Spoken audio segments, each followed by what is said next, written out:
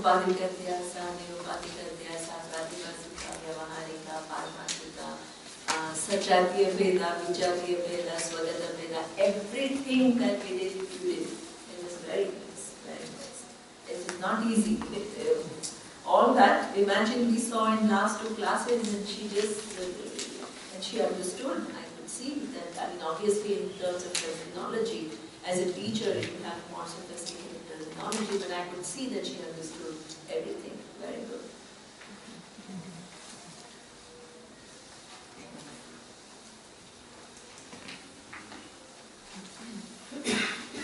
Okay. So now, what we have come to is the nature of the question of Kenopanishad was, generally what we do is, I think certainly the first day after the class she came to me and she says, yeah, we just are given the senses and we are given the mind. So we continue to use the senses and mind to engage in the world, right? Like everybody else does. We actually never stop and ask, what makes my eyes do its job? What makes my ears do their job? What makes my mind work? That question never comes. So the Upanishad begins with that question. Kena Ishita. How is all this, not only for me, but for everybody, it is working? So therefore, what was the answer? The answer was Shotrasya Shotram Chakshusha Chakshu. So that means there is something. So the question had 2 implied questions. The first question was, is there a presence which makes it all possible? And the second is, if there is a presence, what is the nature of that presence? Okay? Yeah. What is the second, the answer? What is the answer? Shotrasya Shotra. So what the answer said is, the ears hear many different sounds, and the sounds that the ears hear are too many. The forms that the eyes can see are many. The smell that nose can smell are many. But in order for all of these varieties to take place, there has to be a presence which makes it all possible. And that presence is what we call Chit Swarupa. Without the presence of awareness, there is no possibility of what hearing all the sounds and hearing all the forms, seeing all the forms and smelling all the smells. Now, the next question, and also the mind, to have so many different thoughts which come and go, there has to be a presence of awareness which makes it possible for me to say that this thought is gone and the next thought has come. There has to be some continuity, right? Now, what about that awareness? So we saw several things about that awareness. One simple thing we saw is that whatever it objectifies, suppose it enables us, the presence of awareness enables us to hear different sounds, see different forms. Does it itself take on the attributes of the sound that it hears? Does it itself take on the attributes of the forms that it sees? No. Why not?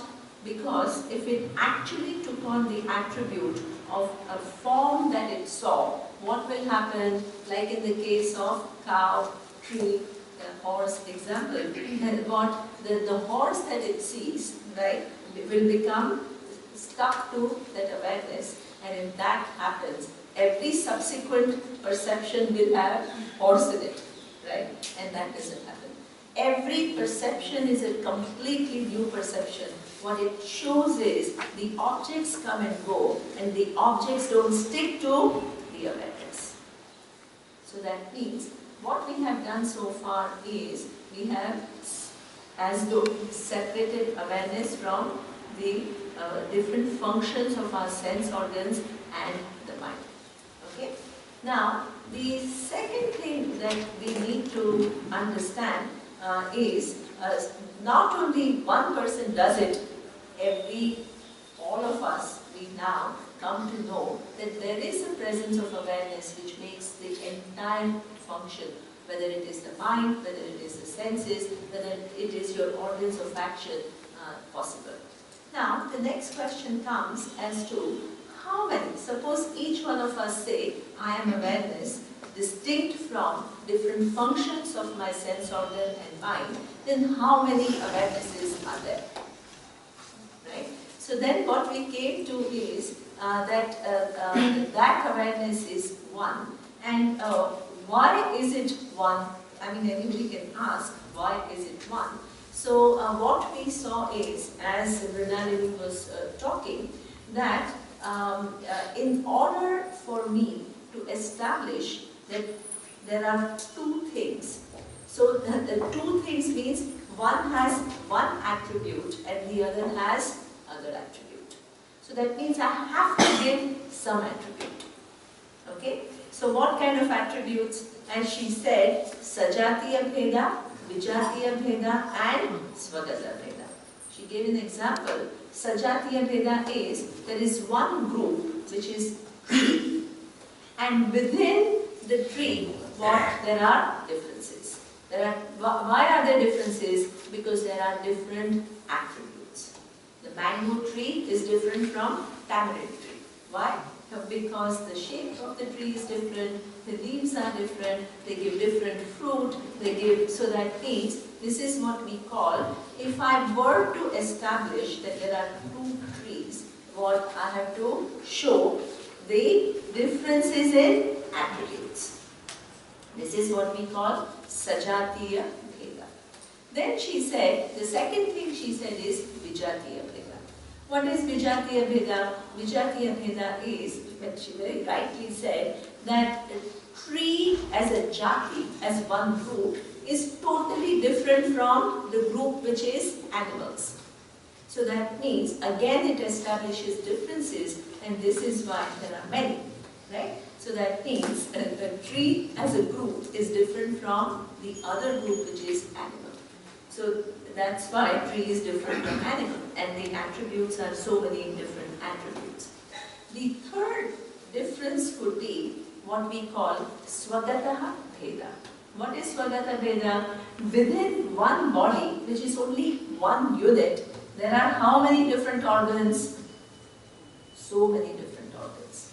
So that means even within one unit, you have so many different parts. So that one body has liver, it has kidney, it has intestines, it has all uterus, it has everything, right? So that means that there are, in the world of objects, there are differences.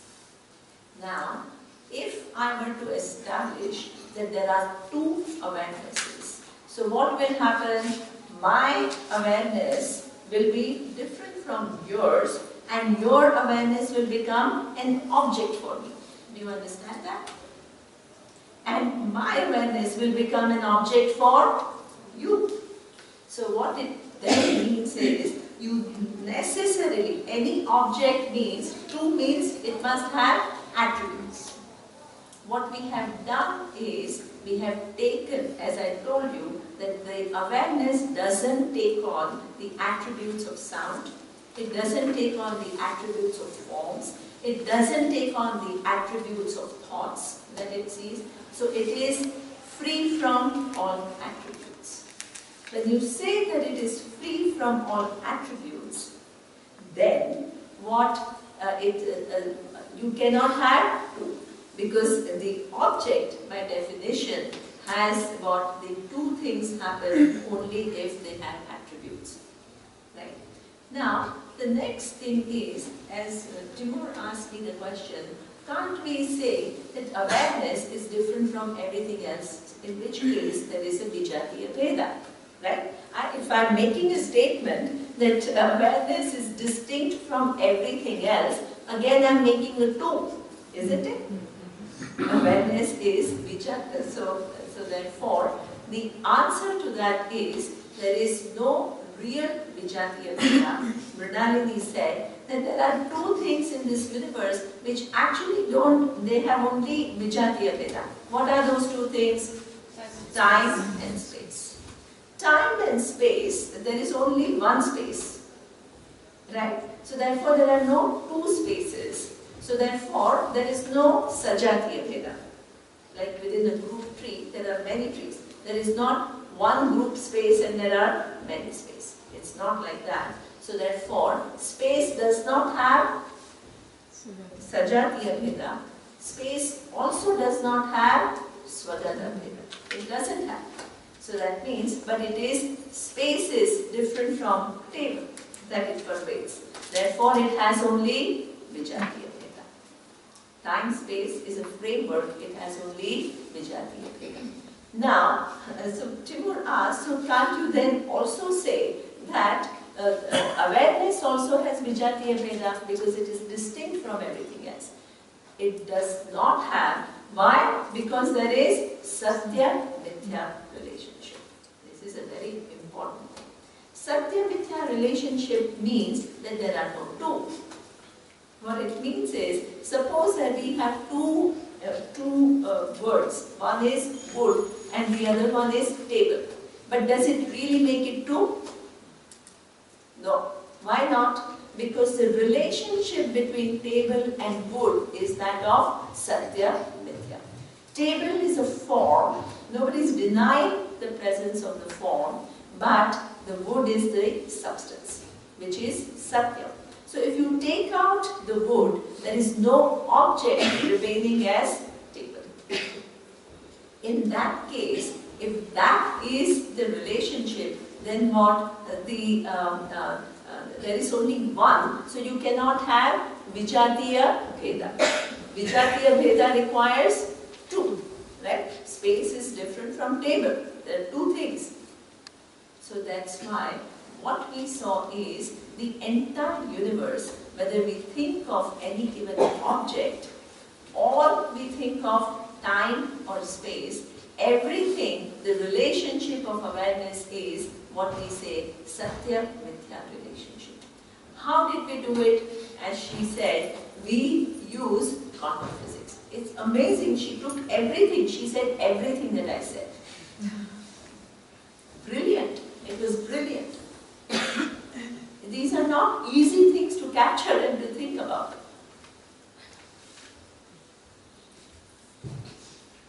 So that means that Satya Mithya relationship is, how do we know that the world and awareness have Satya Mithya relationship? We used quantum physics. How did we use quantum physics? You start with any one object and it reduces with what forms within forms within forms within forms. So the table is nothing but wood, wood is nothing but atoms, atoms are nothing but particles, and particles ultimately it reduces to concept. And if you can do it with reference to one object, you can do it with reference to any object in the universe. Whether it is the body, the same story, whether it is far away planet, same story, whether it is another star in out of Milky Way galaxy, same story. So that means every object actually then resolves in just a concept. That, and as Stefan has asked me, what is the meaning of concept? What does it mean? Because generally when we talk about concept, it only we think about a concept that exists in mind. So that's not what I mean by concept. What I mean by concept is that if you reduce this, at one point it will all become fuzzy. There is no tangibility to anything. You can't come up with a building block of the universe, which is something that you can pinpoint. And at the same time, no effect can exist without a cause. So that means there is a cause, but you can't figure it out.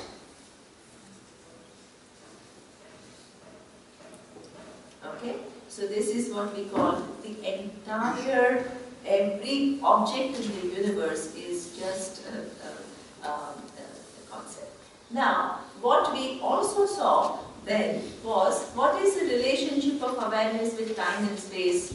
So what we did is, we just used a normal simple method. We don't want to get into modern science because really you need to be a physicist or to actually talk very sophisticated about it. But we used our simple methods. The simple methods are very telling methods. They are not, they are, So what when we looked at time, what we understood is that the time is what generally the way we understand time is through the unit of time. Unit of time is 1 hour. So that 1 hour itself is nothing but 60 minutes. The 1 minute is nothing but 60 seconds. 1 second is nothing but microsecond, nanosecond. And again, when you look into the time, it is units within units within units within units. And at one point, you can't come to a building block anymore. Same thing with reference to space.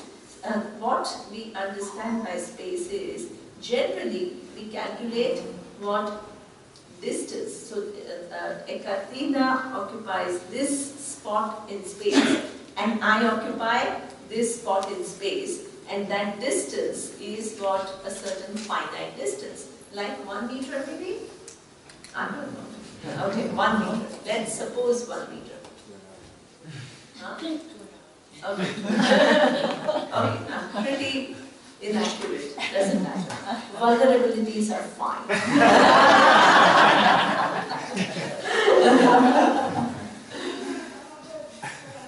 So I like today, this time, Andre, all your presentations are very, very with reference to yourself. It's very different, very nice. I'm enjoying it.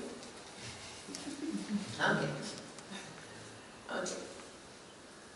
So therefore, the 1 meter, right, is what nothing but 100 centimeters. And then you have to help me. After centimeter is what? Millimeter, right? So therefore, it again goes on reducing. And what is the beauty about the finite distance is, if you drop points, then how many points are there? Infinite points. So that means the space also is not as tangible as what we think. So I don't know much, so please don't ask me.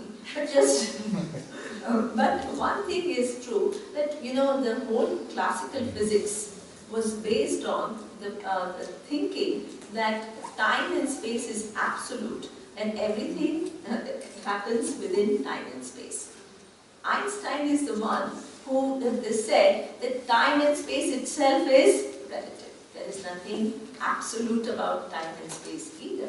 And that goes very well with Vedanta. It converges, right? Because there is no absoluteness about time and space. So that means now what we have done is we have reduced objects, time and space as concepts. Nothing finite, nothing tangible about it. What remains is what only Shotrasya Shotram Chakshushash Chakshuhu. What remains is only awareness, because of which you are able to see all these different forms which exist in time and space. Now, what is the relationship between awareness and a concept? The concept cannot exist without awareness, whether awareness is free from being a concept. So therefore, the entire universe is mithya, and there is only one reality, which is Satyam, which is an independent reality. Where is it? It is not given to you as an object. It is given to you as the presence, which enables you to see all the different objects. That presence is never objectified, but without which none of the operations can take place. Now, the next question we saw was, okay, suppose I understand this, what will happen to my perception? So she covered that also very well. So generally, so now what is the problem? Now, first you have to establish the problem that there is an adhyasa. Suppose, okay, what is here is awareness, and the entire universe is what collapsing into that awareness. And where is that awareness available to you? In your buddhi as self-evident I, swataha siddha. Now what's the problem? The problem is that that self-evident I gets mixed up with the attributes of body and mind. So that is what we call adhyasa, superimposition. And that superimposition is true for everyone. It's not only your personal superimposition, like how she explained, what rope and snake is your personal superimposition. It doesn't mean everybody else also sees it as that. But your connection with one given body and mind is something which is the experience of everyone. It's not just my personal experience, it is the experience of everyone. There is some empiricality about it. Just like the perception that when I open my eyes, what earth seems flat, not only for me, but for everyone else. So that means there is some truth to the perception. Then, what is the adhyasa then? But why do we call it adhyasa? We call it a superimposition because the earth is really not flat. Even though the perception is a common perception, the earth is a globe. So that means when I correct that adhyasa, so there are two types of adhyasa. One is what? The snake and rope, which only I see. Everybody else need not see it. This is what we call pratibhasika. It's your personal superimposition. Whereas here, there is a commonality of perception. Everybody sees earth as flat. It's not only your mistake. Right? But still earth is a globe. So there are two superimpositions. When you correct your pratibhasika, your personal superimposition, what will happen? The perception itself will change. What it means is that what you saw as a snake will now cease to exist. Snake will go, and what will come? Rope will come. So upon correction of that superimposition, the perception changes. When it is your personal projection. But if it is the common perception, which is Ishvara Srishti, suppose we all correct the mistake that the earth is not flat, but earth is a globe, will we start seeing the curvature? No. What it means is that our perception will remain exactly as before, but the understanding will change. Understanding will be corrected. So one is when the perception changes, which is when it is our personal projection, that is called nirupadika adhyasa. What is nirupadika adhyasa? The adhyasa, the superimposition, when it is corrected, the appearance also goes away. The appearance of snake goes away upon correction that it is a rope. Right? But in the case of the flatness of the earth, what happens? Even after I do the correction, earth is a globe, the perception will still remain. It is what we call Ishvara Srishti. It is called Sopadika Adhyasa. After having been corrected, the perception remains the same. Now, you need to ask yourself, in your case, you're mistaking yourself with the physical body and mind. Which category does this adhyasa belong to? Does it belong to pratibhasika or vyavaharika? So it belongs both. Right? The first is vyavaharika because we all have a special connection with given body and mind. Right? That is a fact. That leads us, that leads that very connection, a seeming connection. What does it do? It makes us all uniformly to make the What is the conclusion? I am as good as the body and mind. That is a universal conclusion. Because that connection is something which is not your creation, it is Ishvara's creation. When you correct that now, as a result of that first level of error, subsequent, she captured everything. She said subsequent errors happen. What are the subsequent errors? Everybody has a connection with one given body and mind, but you ask them, how do you feel about yourself? Each one will have different stories.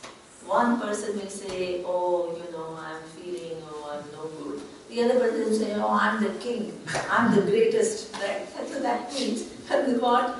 Each one has further got stories about this person who I am. So that means the adhyasa is a complex adhyasa because it involves both. It involves one, which is Vyavaharika, Ishvara Srishti, where you have a connection with one given body and mind, but you have your unique story about who you are, and I have my unique story about who I am. So that means it involves both what Vyavaharika as well as Vyavaharika is common to us all. We have a connection with one given body and mind, but Pratibhasika is unique for each one. Each one has a different story about who they are. So now, both have to be undone to see the nature of Atma as awareness, which is different of everything, which is the truth of the entire universe. It's not some small reality out there. So that means the entire teaching of Vedanta is at two levels. So please don't, only when I teach this, don't say, oh, now real teaching has begun. No. Even when I'm talking about Ishvara, when I'm talking about values, it is real teaching. Why? Because unless you come and reduce your pratibhasika, all your projections of who you are, which gives you the feeling of smallness, which gives you the feeling of helplessness, which gives you the pain that you're carrying within you, you can't be in a denial of that. If you're in denial of that, you remain in pratibhasika. You don't come to Vyavaharika.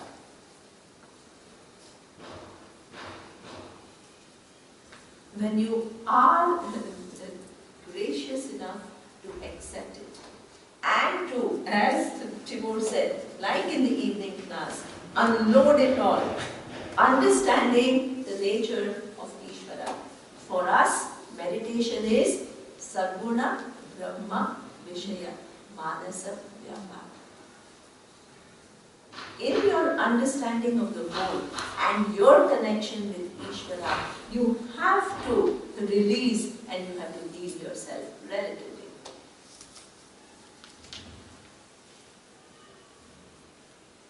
Because if you don't do it, it will keep interfering. So it's please, and then the body class, what does it do? It moves from what? Vyavaharika to Paramarthika.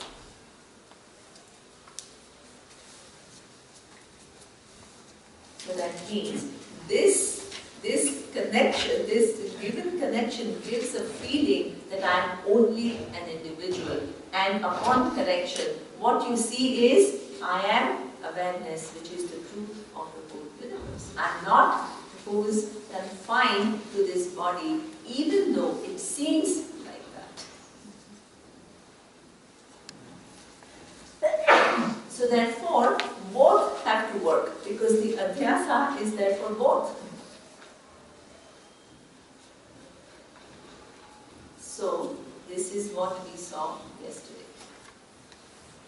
Yeah. And there was not one thing that I said that you missed. I'm so impressed, really good. Okay. Now, what I want to do today is, before I go on to the next verse, okay, now, let's first finish this verse, so at least I have finished it now. What it says is, suppose you understand this reality accurately. What will happen? Here he says, Pretya asma lokat amrutaha. What it means is that if you understand this, you become Dhira. Dhira is plural. Plural means being wise is not a prerogative of only one person. Dhiraha means there can be many wise people. So what will happen? Suppose you understand, if you have really shifted within a lifetime from you thinking you are an individual to you understanding that you are this Brahman, the Satchit Ananda Atma, which is Brahman, which is awareness, which is the truth of the whole universe. What happens is you free yourself from this smallness, wrong identity that you are carrying within you. Okay? So that means it is the correction of that error is not an intellectual exercise. It leads to your freedom. This you have to understand. It leads to your freedom because your understanding of yourself is that I am highly limited. If you put your eye in your body and mind, who are you? Even if you may pretend I am the coolest guy or coolest lady in the earth, you are nothing but a speck in the universe. And this is the truth. Right? So that means with this identity you can only create bubbles, grandeur. So here, the identity has to undergo a shift, where you have to move from this individuality to what? Understanding that this awareness is not something which is confined to you. So this is exactly what Surya was trying to do in morning meditation. When he was, because our orientation is always that this awareness is only here. You are trying to constantly, it is true that it is available here. It's the only place where it is available to you as self-revealing I. It's true. But it doesn't mean that it is located here. It is everywhere. So he was trying to make you see the presence of awareness in and through everything. Now, the other thing, the more and more you see the fact that this awareness is not confined, it has no location, what it will do for you is, you will stop trying to manipulate your mind to experience things differently in order to mistake it with understanding. Because it's not something personal to you that we are talking about. It's about what? That which exists in the farthest of far stars. Beyond this Milky Way galaxy. That one presence which doesn't change, and every form that exists in the universe has a dependent reality on it. So there is no question of you manipulating your little mind to make awareness free. Please forget it. The magnitude of what Vedanta is talking about is enormous. You need to make your mind clear to understand the enormity of this knowledge. Otherwise, you're so busy trying to manipulate your mind in a certain way, experience some expansion and say, oh, I understand, I'm Atma. This is silly. There is one non-changing reality in the universe where things are changing constantly. Including things are changing constantly includes your body and it includes your mind.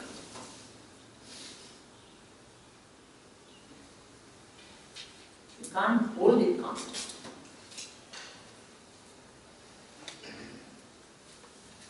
Please understand.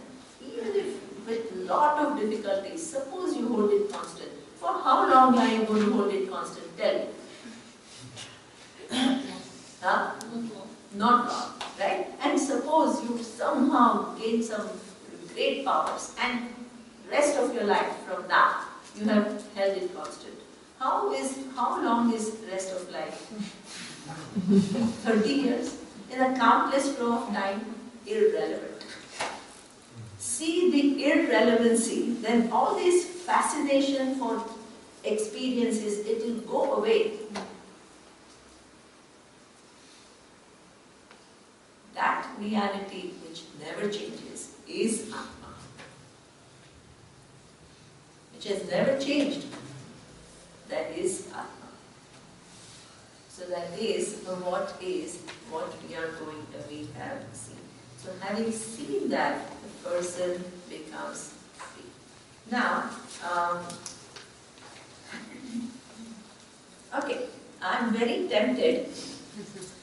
The next verse I will do, but before I do the next verse, I'm very tempted, now that you have such, I'm so impressed with your ability to follow me and to follow my ideas and things like that, what I want to experiment with you. I'm by no means an expert, but recently, and I don't claim any ownership to this, recently there was a Vedic Wisdom Festival in Bombay. And I was invited as one of the speakers to give a talk on, mine was a relatively simple thing, and it was about the Vedanta for growth and success. That was my topic. But today what I want to talk about is not my topic, but what I want, there was another person called, his name was, I think, Dr. Ramaswamy, I think. And he's a professor at IIT. And he teaches physics. And IIT in India is like MIT of US. It's a very premier institute. And he was a professor, and he knew Swamiji. And Swamiji, Puja Swamiji, had asked him to do some research. And what was the research on? The research was on the idea of singularity which exists in physics and how close it is to Advaita Vedanta. That was the research. Right? So now he gave a presentation. The presentation of 1 hour and 1.5 hours. And to tell you the truth, it was tough. It was not easy. Right? Because he had all these formulas, he is a prof, so he's like in his own world and he's giving some formulas and things like that. And he had some very, very interesting concepts, which I thought I understood, but I don't know. I'll expose what I understood to you guys, and hopefully we will come to something. I'm experimenting, so please.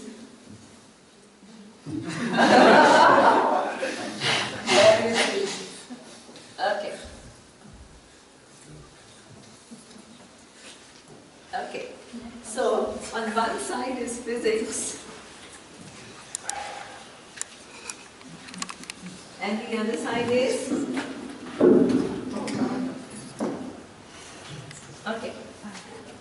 Vedanta. And the research was what? Singularity as it is understood in physics, singularity. And Vedanta is what? The vision of oneness.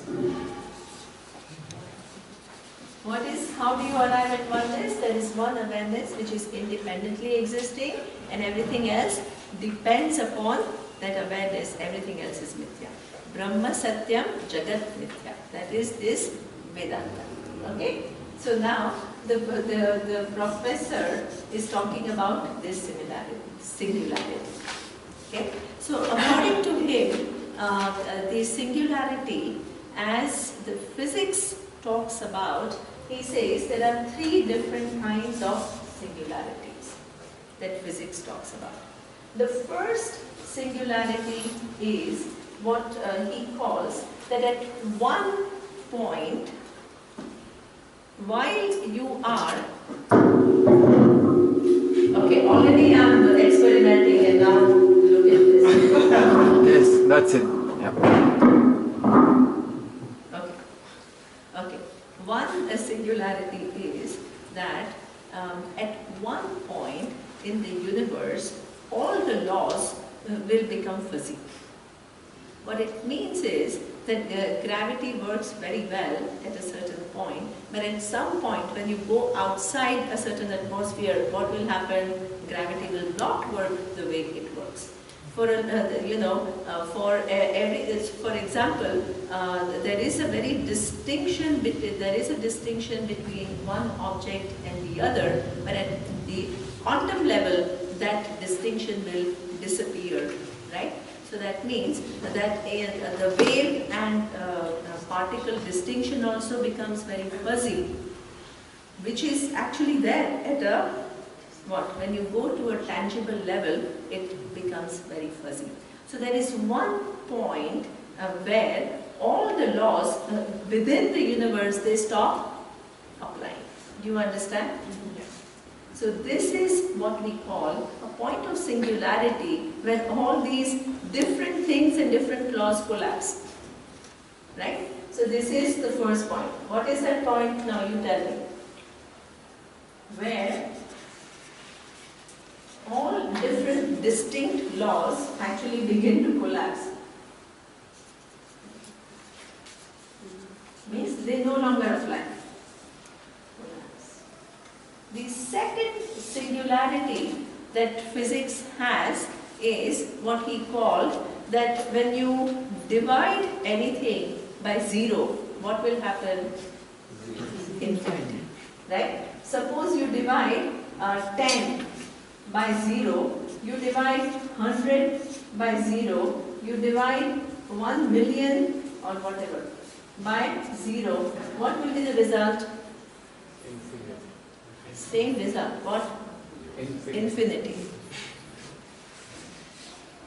And from this infinity, you add 1 to the infinity, you subtract 1 from the infinity. What remains? Infinity.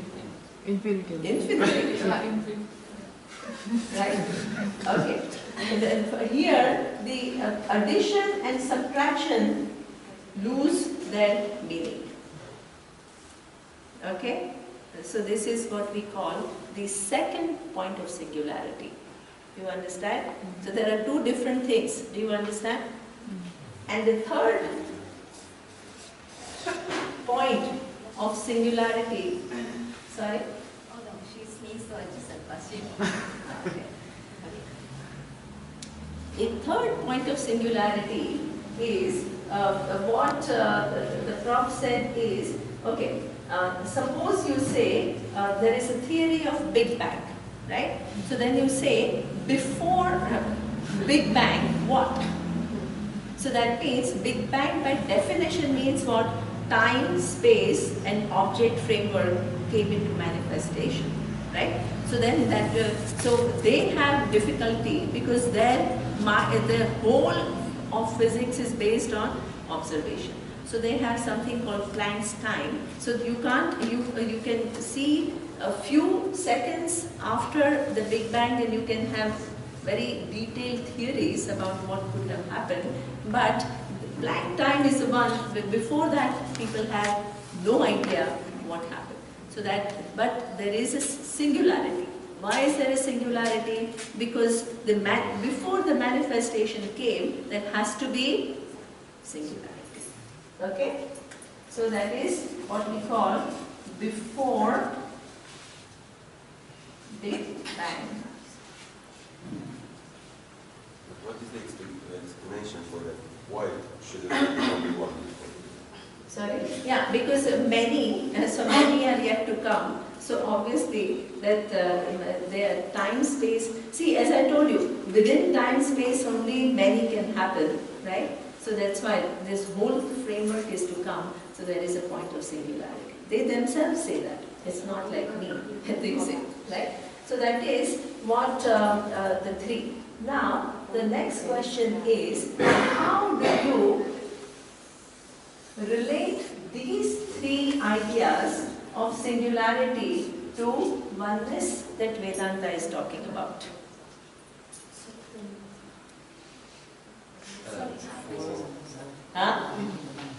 Before Yeah. Big Bang, Maya. Excellent. Okay, wonderful. So that means, very good. So, before Big Bang, So that means time is yet to come. When you say, suppose you say there are two, so two can only exist within time and space. You cannot have two existing within time and space. So that means if you are establishing before there was two, so it implies there is already time and space. So time and space is yet to come, so objects are yet to come, there has to be a singularity. Yes, but we're defining this based on our limited Absolutely. perception. Absolutely. There So this could be is why. something behind our perception as well, right? Yeah, but the thing is that, logical, see they use logics. Yeah. So the logics are tight logics, they are not loose logics. But you're right, they are limited, right?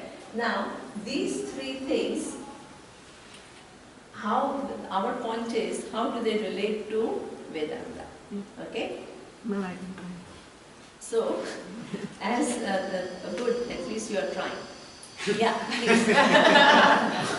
Okay. In second one we are saying that if you remove something from infinity, infinity remains, and if you add infinity remains, that is exactly like Purnamada.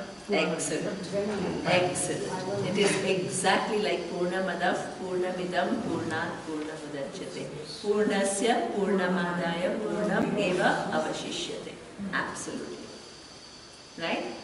To this awareness, you add one form. That form is going to be mithya. You subtract one form. That form is also mithya. What does it do to awareness? So wonderful. So this infinity, which is, why is this awareness infinity? Tell me. Because it is not limited by time, it is not limited by space, it is not limited by object, it is the truth of time, space and object.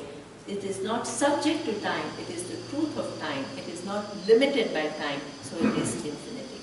So when everything comes and goes in awareness, all the changes are taking place, forms are coming, forms are getting destroyed, awareness remains, it doesn't deplete awareness, it doesn't increase awareness. So that means this is wonderful. This is Purnamada. Wonderful. And Right. first one already we discussed yesterday, that all concepts Excellent. Oh my God, this really is a genius. Okay, wonderful. The first one, we already saw yesterday, all the tangibility of the universe, when things are distinct from other, they all at one point, they all reduce to concept. Right? So that means this also, there is a point when all the laws collapse. But when you're talking about all these different forms, definitely there are laws. You can't deny the presence of laws. But at some point, they all collapse. Right? And this is what, when you look into the reality of the universe and you go to understand, if you go down, forms within forms, within Mithya Jagat, everything becomes fuzzy. Nothing is so definite anymore, right? So on one hand, if you say your body is very different from mine, but if I go at a quantum level, it's all mostly just little tiny particles and mostly space, and they're all just roaming around, right?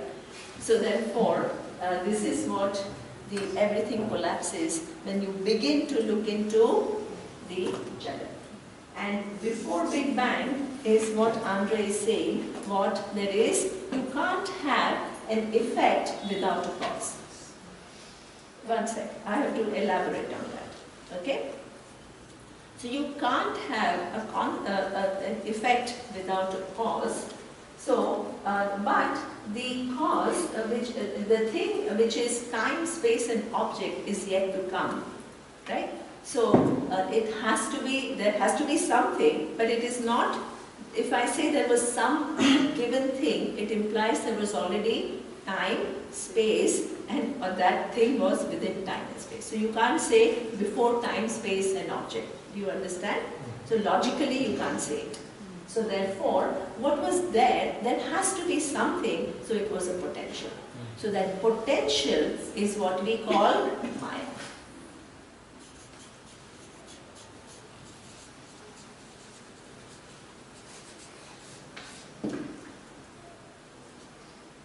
Can you say this again, please? Okay. Maya. Yeah. that means one very easy way to see, it may not be very refined way to see, but easy way to see is, suppose there is a seed, okay, and the tree is yet unmanifest, but the seed carries the potential. So that means the tree has not yet come, but the seed within it carries the potential.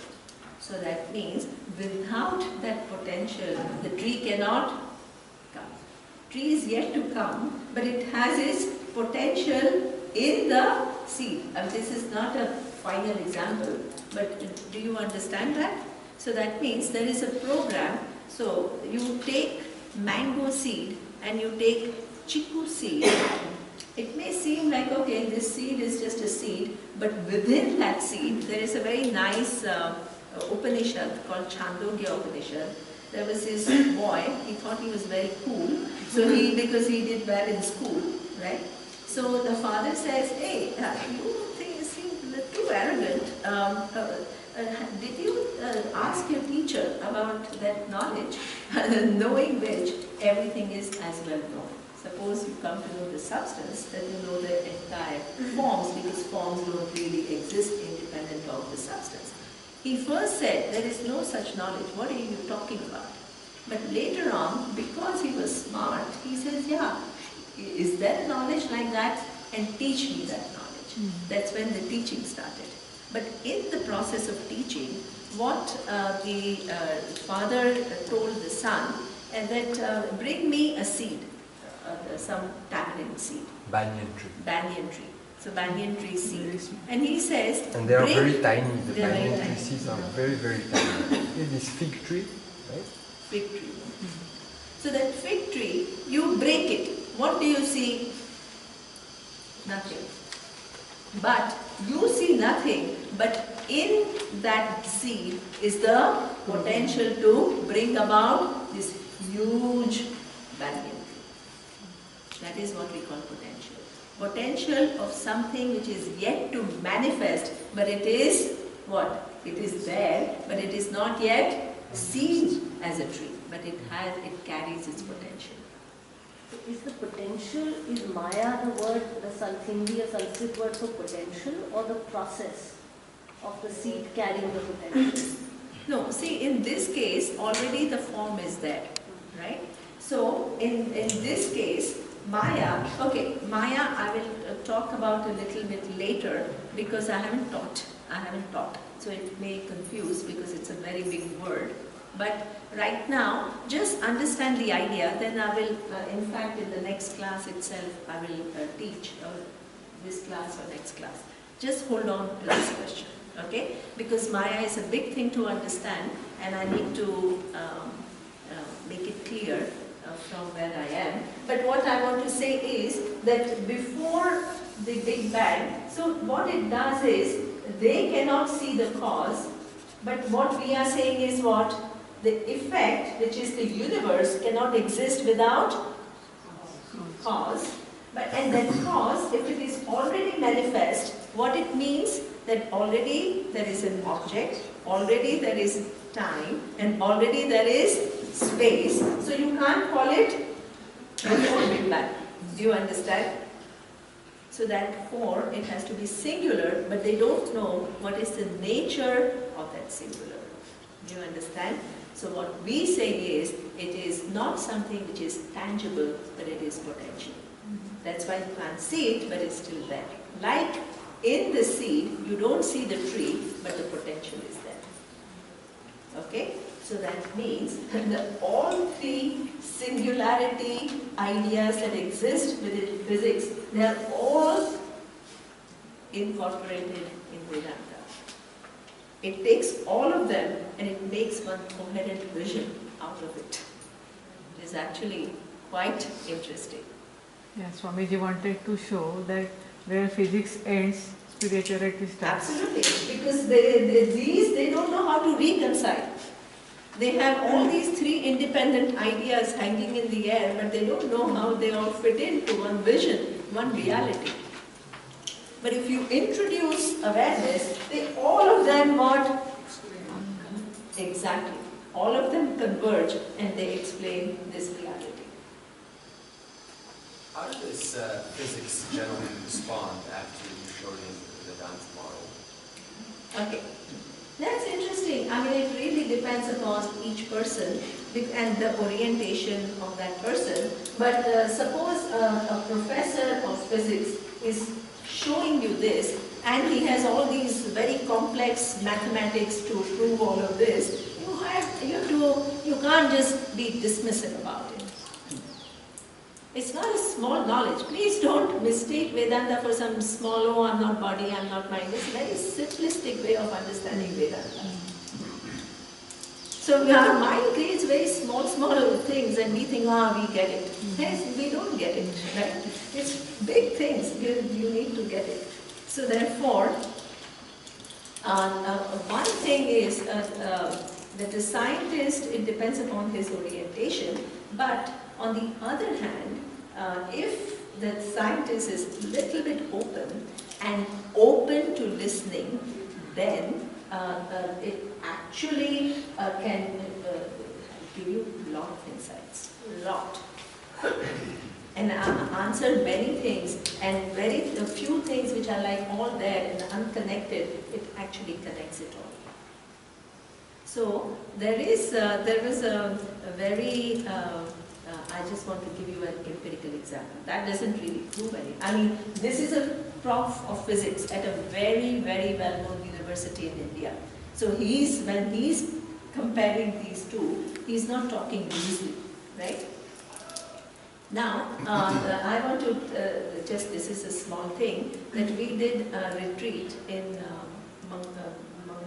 Mangalakom, which is in South India, and Anna was there for it.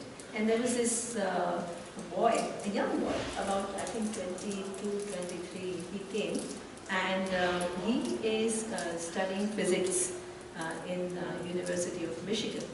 And he came, and I asked him, so he was young, and he traveled, I don't know from where to where, and he came and he was exhausted. So I said, yeah, so how did you get here? I mean, I'd never seen him before and all. So he said, yeah, no, I came to know you through internet. And I said, so what brings you here? And he says, I've come on a scholarship. So I said, what? You come on a scholarship? Who's given you scholarship to come to India and study Vedanta? So he said, I've come from my university scholarship. So I said, what? From University of Michigan you come?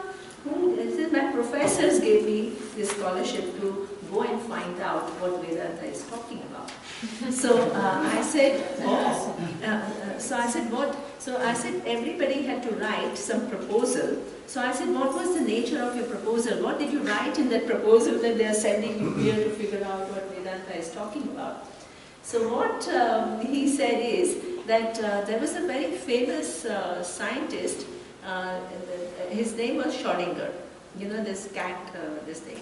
Schrödinger, and he was a contemporary of Einstein, and he was a big mind in mainstream physics, not like on a sideline something. So what he said is that, I mean, I liked the analogy that Stefan used this morning when we were in Vedanta, and what he said is that actually every discovery that we make, where we use that little eye, which itself is a programmed eye, which has its own range, right? But we have a mind behind it, which is pretty sophisticated, which can actually take us to many things. But at the same time, inherently, there is a limitation. Inherently, what the eyes can report, there is a limitation, because it's a limited instrument.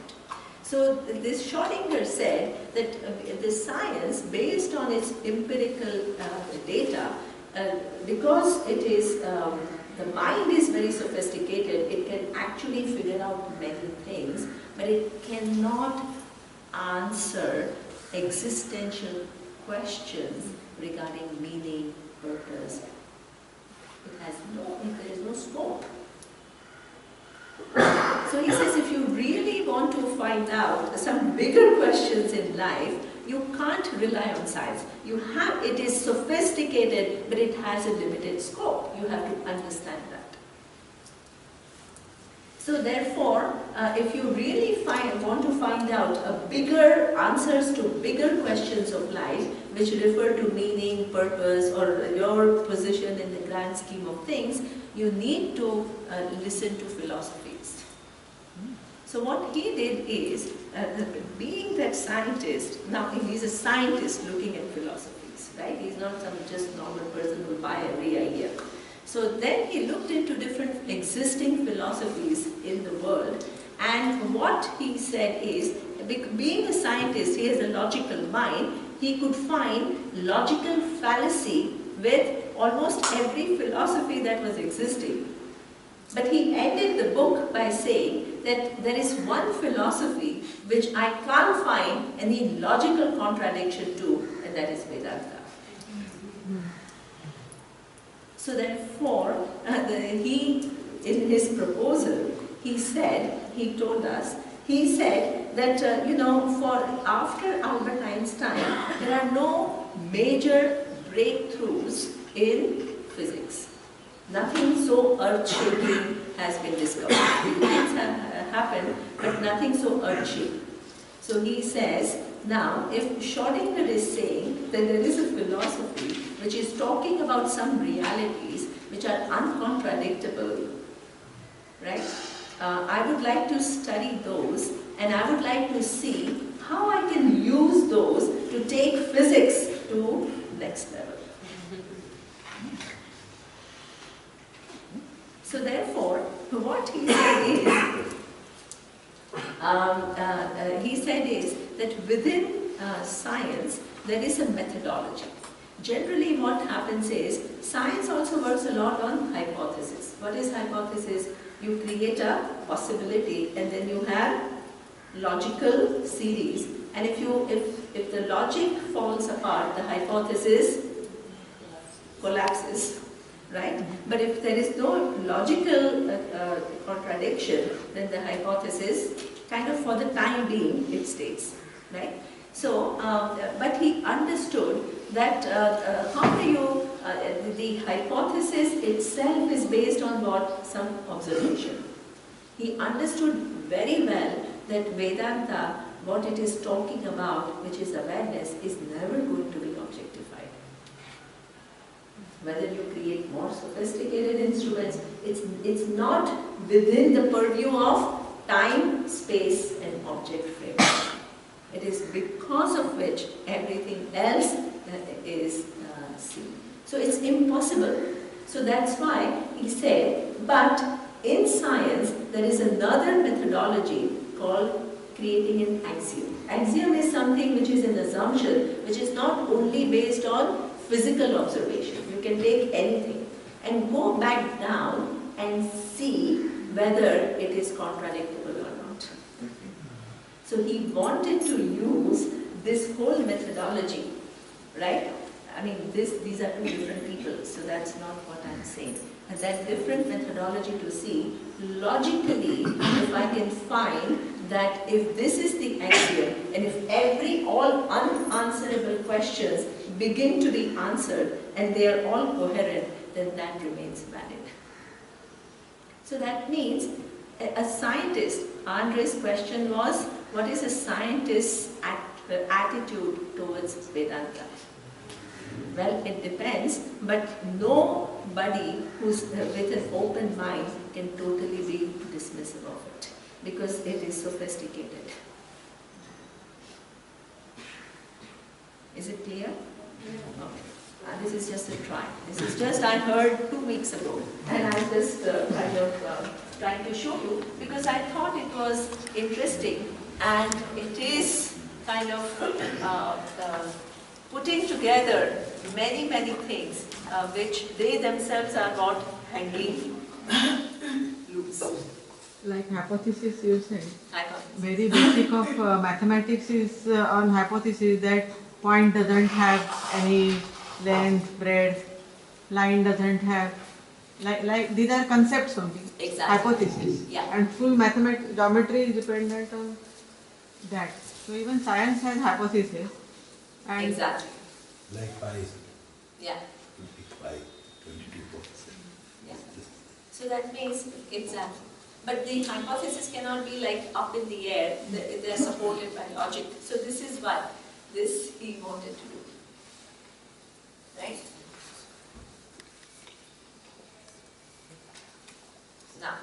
Now this reality which is awareness, how does one get it? That is, so the people are saying, oh, you're telling me, but now how to get it? So now this is the next verse. Let's read the next verse.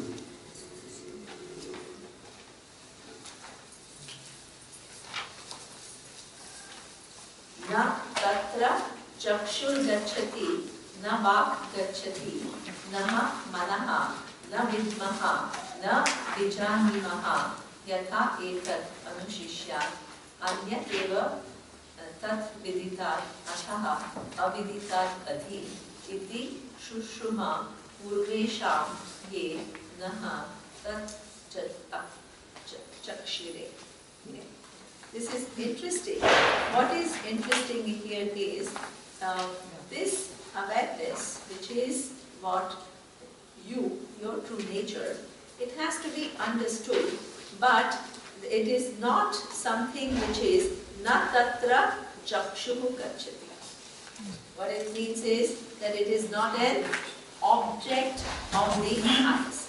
If it was object of the eyes, what will happen? Awareness will become object.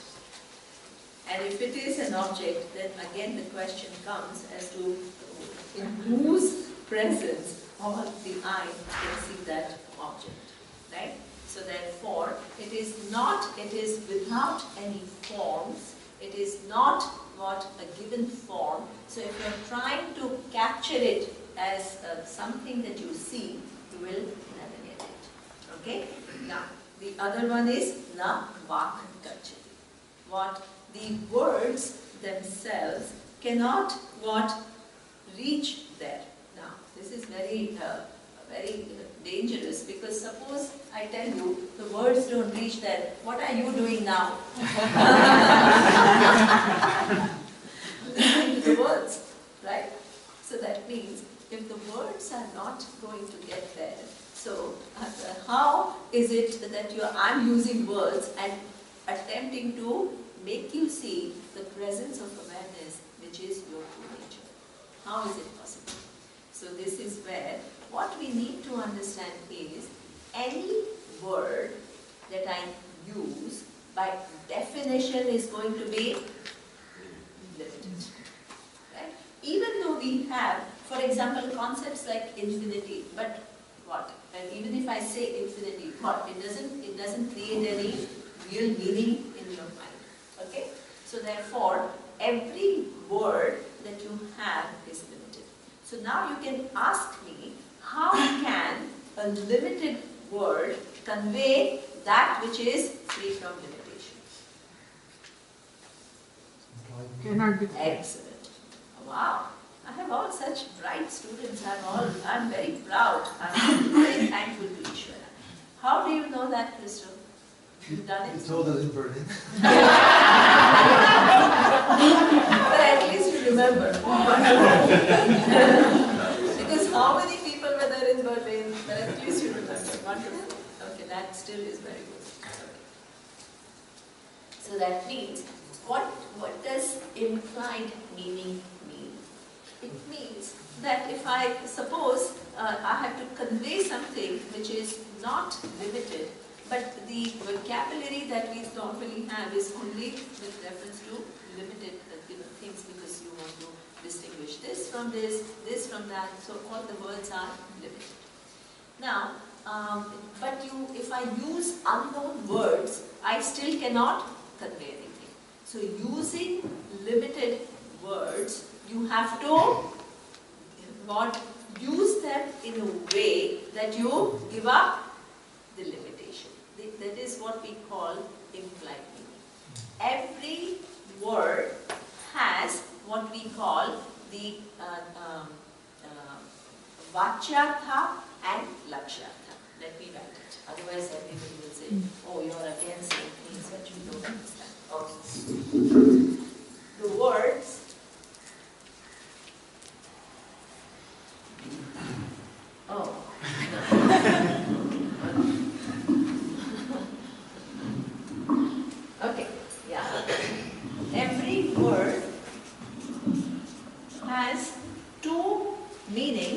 One is what we call Vachyartha. First I'll write in Sanskrit, Vachyartha.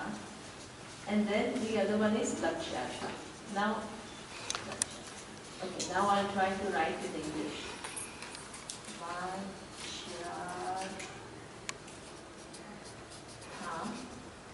and Lakshyartha.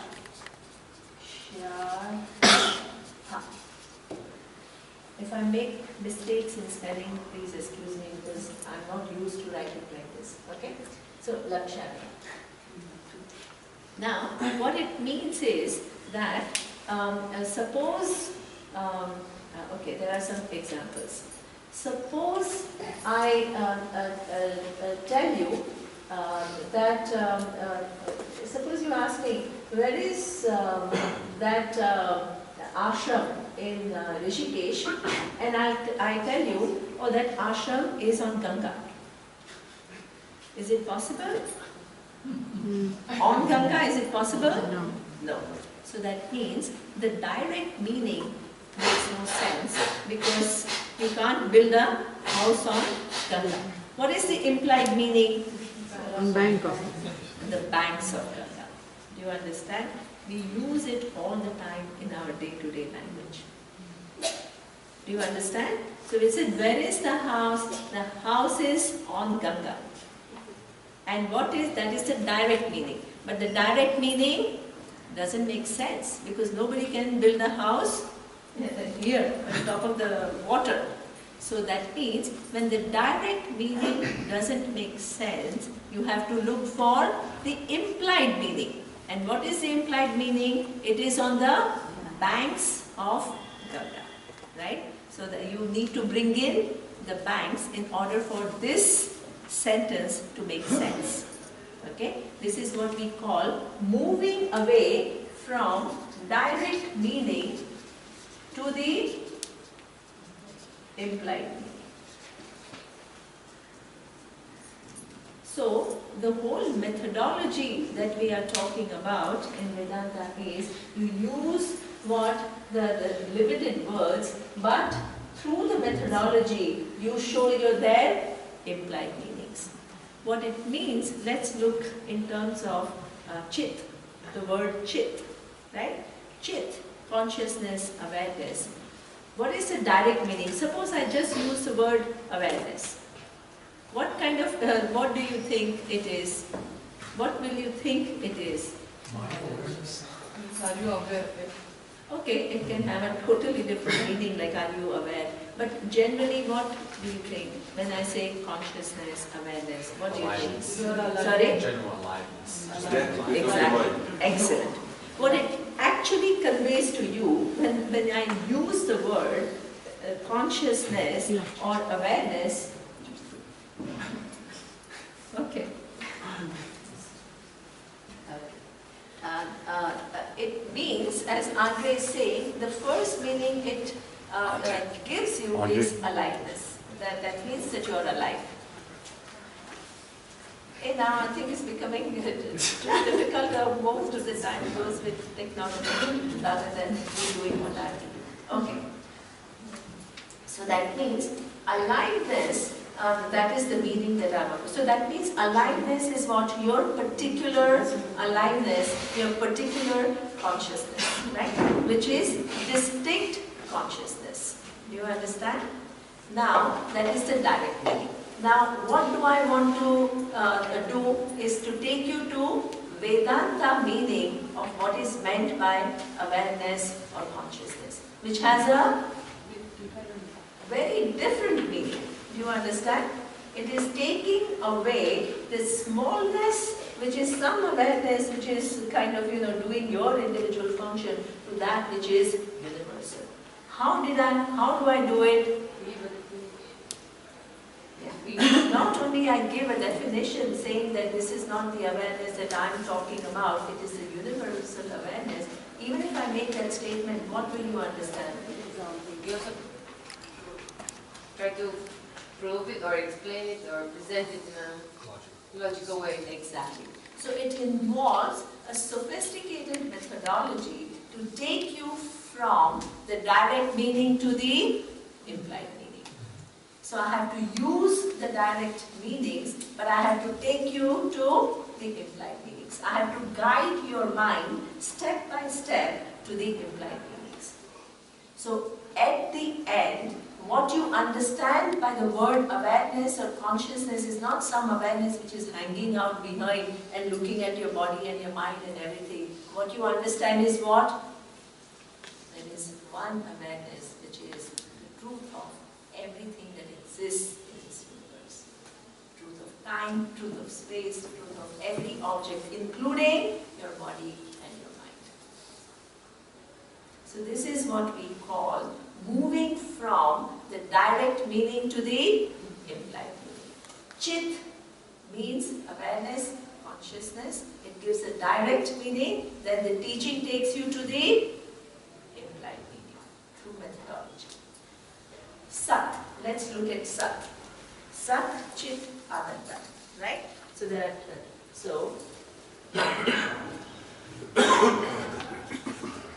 Sat, Chit, Atma is said to be Satchit. So the direct meaning of Chit seems to be what? Awareness, consciousness.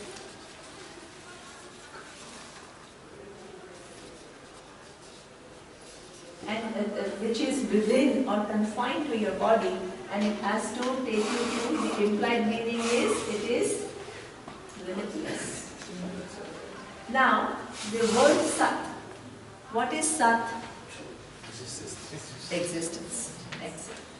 The word Sat is existence. What is the direct meaning of the word Sat? Huh? No, Presence. here it is said presence. It is here in the sense of existence, presence. And every presence normally is limited by time and space. So the direct meaning of the word existence is any existence in time and space. Because the only thing that we have seen is what? Existence in time and space. Right? So what we did is, we did an analysis, and what we did is, when we are talking about this existence, we are not talking about an existence within time and space, we are talking about that existence from which comes time, space and object. So that means that existence, but through implied meaning, what have I done? I have taken away the limitation by time and space. Do you understand? So I have moved from direct meaning to the implied meaning.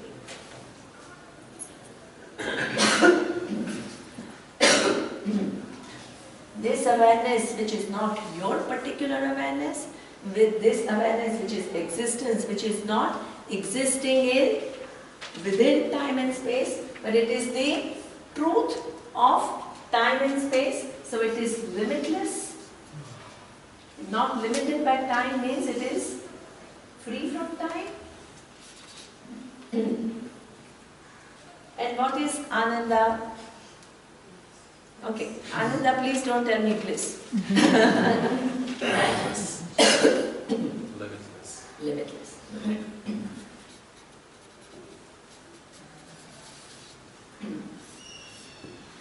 So that means this word Ananda in Taittiriya Upanishad, it says Satyam, Jnanam, Anantam, Brahma. So what is Anantam? Anantam is limitless.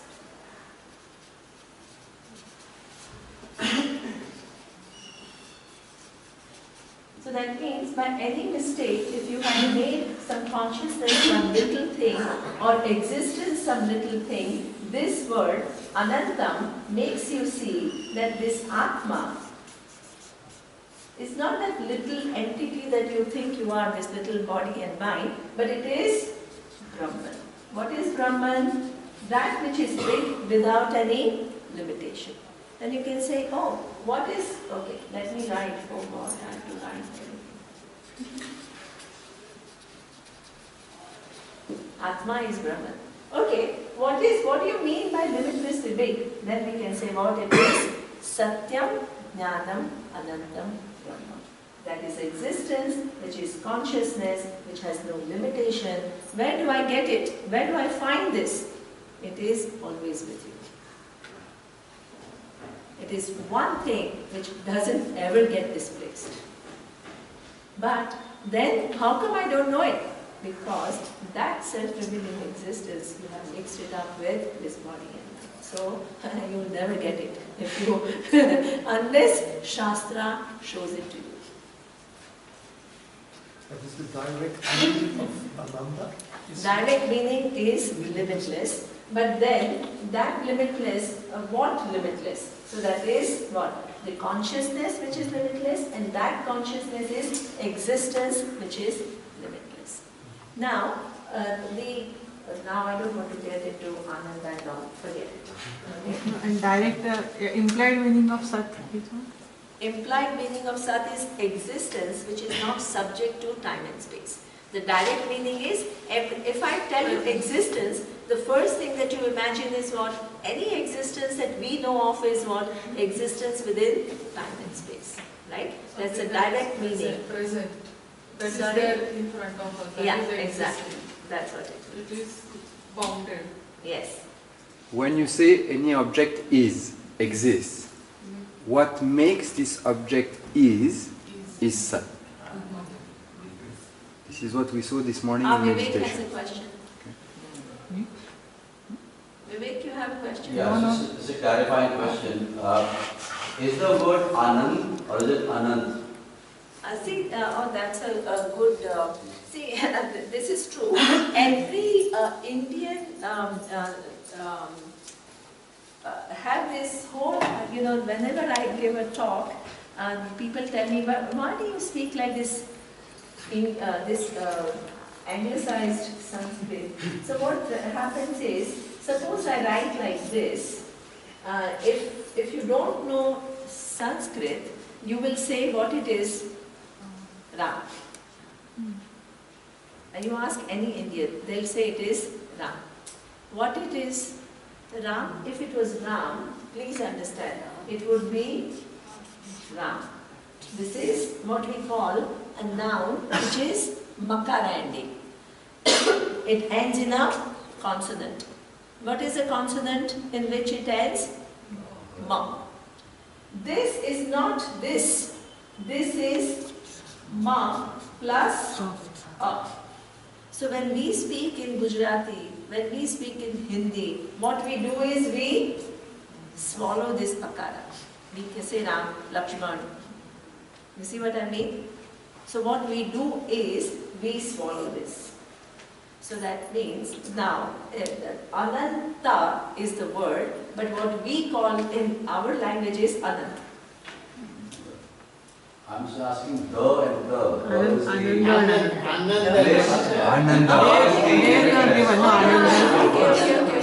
Okay. No, that's okay. So now if you really want me to go into that analysis, I'm not sure, I'm way past the time. Okay. But I can, I don't know, because then I will not be able to move, but it's true, there is a reason why this Anantam is sometimes expressed as Ananda. But why? It's not because it's bliss, but because there is some reason behind it. So that if you want to find out, then I will let you know. But I also have to a little bit move further in my text. But I can do it briefly in next class. Okay. Because it's a very common mistake people make. So it's very important that we kind of negate it. Okay?